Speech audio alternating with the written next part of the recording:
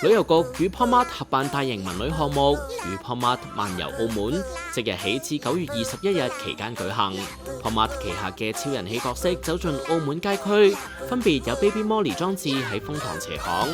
Cry Baby 喺白鴿巢前地、天舞喺崗頂前地，以及辣 Bobo 裝置喺氹仔排角路休憩區與大眾見面，引發全球喜愛潮玩嘅粉絲關注，提升澳門嘅國際知名度，號召各地旅客走入社區潮玩以及消費，促進社區旅遊經濟。旅客及居民於活動任一場景地點打卡並分享至社交平台，即可領取限量嘅與 PopMart 漫遊澳門明信片月章，以及可於4個裝置地點及活動大本營享受集齊 MACAO 5個活動印章嘅樂趣，從而鼓勵旅客走進澳門唔同街區遊歷，帶動社區旅遊經濟。與 PopMart 漫遊澳門項目設有消費抽獎，除咗澳門，更特別覆蓋至香港、內地、泰國及馬來西亞嘅電子錢包，吸引更多旅客親身前來澳門參與。通過旅遊加 IP， 引發各地粉絲旅客關注，提升澳門話題熱度，助力拓展國際客源。用戶可以透過澳門 M-Pay、